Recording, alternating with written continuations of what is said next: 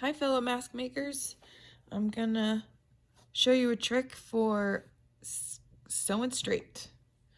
So if you've seen one of these in any of the sewing boxes at home, this is a sewing guard and they're magnetic and they attach to the metal plate, and what you can do is move it to whatever desired seam allowance that you're going to be sewing with.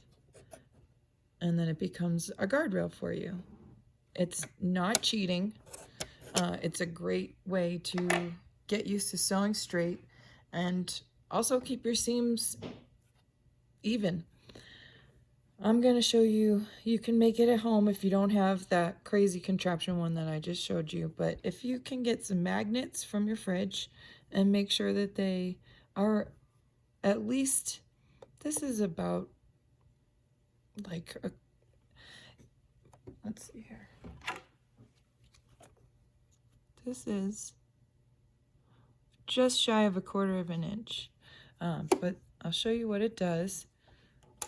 Just find something off of the fridge, and if you need to layer the magnets, go ahead and do that. But this will attach to the machine, and I'm going to show you on 1/4 of an inch seam allowance because that's what a lot of the masks have.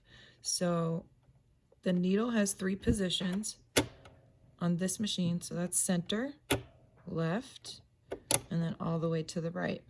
And all the way to the right, if you measure it from the needle, I'll just move the needle down a little.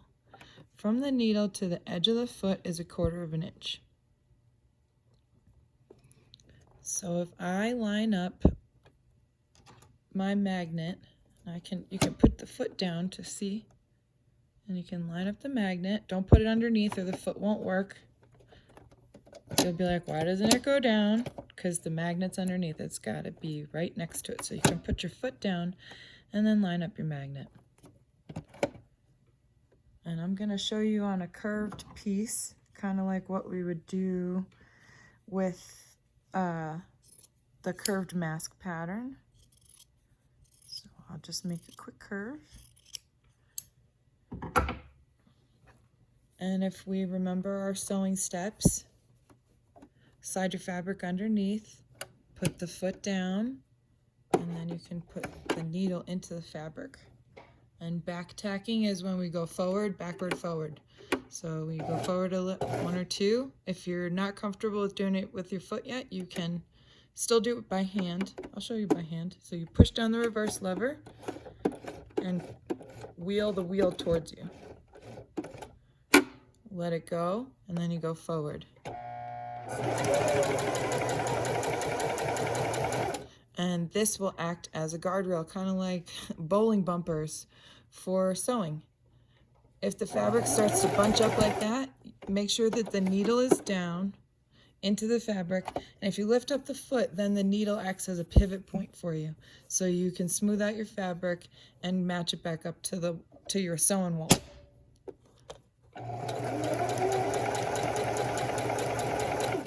I think this is another good spot. Anytime it starts to bunch to me, I like to lift it, release the tension in the fabric, and put my foot back down.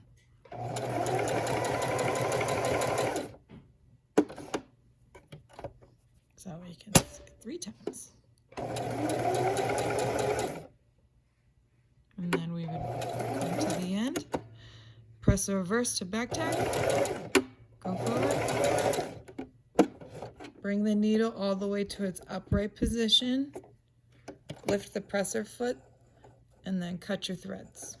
On mine, I have a thread cutter to the left. Most of you guys will too. But this is what it will look like.